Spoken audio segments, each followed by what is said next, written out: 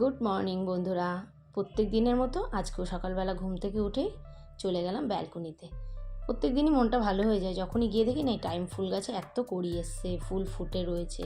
আর এখন জানো তো, আগে না টাইম ফুল 9টার মধ্যে কিন্তু পুরো ঝিমিয়ে যেত, এখন দেখি 12টা-1টা পর্যন্ত বেশ সুন্দর থাকে। বেশ ভালো লাগে দেখতে, আর কালারটা তো ভীষণ সুন্দর। অবশ্যই কিন্তু জানিও কেমন। তারপর চলে আসলাম রান্নাঘরে টিফিন করতে। ছোটো মেয়ের যেহেতু এক্সাম চলছে, আর ঘুম থেকে উঠে না চট করে আমি কাজ করতে পারি না, একটুখানি বসে নিই তারপরে তাহলে না বিরক্ত বোধ চলে আসে। দুটো গ্যাসই ব্যবহার করছি, আর আমি এরকম একটা একটা করে রুটি করতেই না ভীষণ পছন্দ করি। তো রুটিগুলো দেখো দারুণ ফুলছে না, আর রুটির গন্ধ আমার ভীষণ ভালো লাগে। আমি ভাতের থেকে রুটি বেশি পছন্দ করি। ছোটো মেয়ে যেহেতু পরীক্ষা চলছে না, তখন রাত্রিবেলায় ভাত করলে দুপুরবেলা একটু ভাত ডাল ওর জন্য রেখে দিই, কারণ ও ভাত খেয়ে যেতে বেশি পছন্দ করে। টিফিন করে ওকে মাইক্রোওভেনের খাবারটা গরম করে দিলাম, দিয়ে ওকে একটু খাইয়ে দিচ্ছি। আর এখন এটা হচ্ছে সেকেন্ড টার্ম পরীক্ষা চলছে, তো চিন্তা আছি কীরকম দিচ্ছে না দিচ্ছে।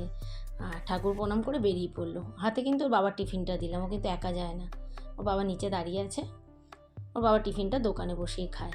চলে গেল। চলো, ও চলে যাওয়ার পরে কিছু কাচাকুচি করে ছাদে চলে আসলাম। এখন তো রোদ দেখা পাওয়া খুব ভাগ্যের দরকার।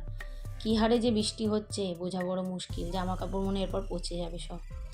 যেই একটু রোদ দেখেছি না, তাড়াতাড়ি করে দুটো কেচে দিয়ে দিয়েছি মেলতে। তারপরে কিছুক্ষণ পরে জানো তো আবার বৃষ্টি নেমে গেছিলো। যাই হোক, ওই যে একটু গন্ধ ভাবটা গেছে এই আর কি। কিছুটা ব্যালকনিতেও দিয়ে এসেছি।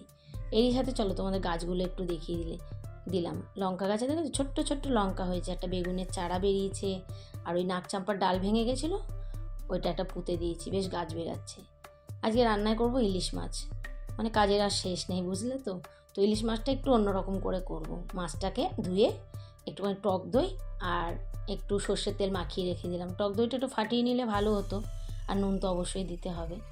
তো ফাটিয়ে নিলে ভালো হতো, ভুলে গেছিলাম এই আর কি, জানো তো। কারণ কাজের চিন্তা থাকে তো। অন্য সময় তো 4টেই বাড়িতে চলে আসে ছোটো মেয়ে, আর এখন তো 2টোর মধ্যে চলে আসবে। অনেকক্ষণ একটু রেস্টে রেখে মাছটা, তারপরে কড়াইতে একটু কালো জিরে ফোড়ন দিয়ে পোস্ত বাটা আর সর্ষে বাটা দিয়ে দিলাম, আর একটু জিরের গুঁড়ো দিলাম। আমি একটু জিরের গুঁড়ো দিই, বেশ ভালো হয়, খারাপ লাগে না। আর একটু কাঁচা লঙ্কা দিলাম। এরকম করে খেয়ে দেখবে, আর মাছটা ভীষণ সুন্দর হয়েছিল। তারপরে মাছটাকে দিয়ে দিলাম। মাছটা ভাজিও নি, কিচ্ছু না। এটা একটা নতুনভাবে আমি একটু নিত্য নতুন রান্না একটু ট্রাই করতে না ভালো লাগে, এক্সপেরিমেন্ট করতে ভালো লাগে, এই আর কি। তো বেশ ভালো হয়েছিল, প্রদীপও খেয়ে বললো, জানো তো। আর তোমরা এইভাবে করে খেয়ে দেখবে, ভালোই লাগবে খেতে। আর যার যার পরিমাণ মতো দেবে। আমার যেহেতু 4 পিস মাছ, সেই হিসাবে আমি দিয়েছি। তো আজকের ভিডিওটা এখানেই শেষ করলাম বন্ধুরা। কেমন হয়েছে জানিও। আর মাছটা দারুণ